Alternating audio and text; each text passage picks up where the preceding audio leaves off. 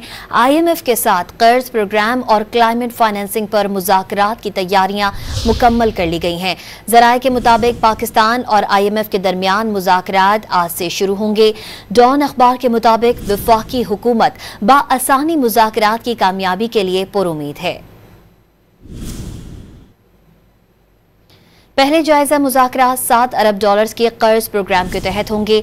पाकिस्तान और IMF के दरमियान क्लाइमेट फाइनेंसिंग पर भी बातचीत होगी। ज़राए का बताना है कि जायजे की कामयाबी पर पाकिस्तान को तकरीबन $1 अरब की अगली किस्त जारी की जाएगी। पाकिस्तान के लिए तकरीबन $1 अरब क्लाइमेट फाइनेंसिंग का भी फैसला होगा। पाकिस्तान और IMF के दरमियान मुज़ाकरात 14 मार्च तक जारी रहेंगे।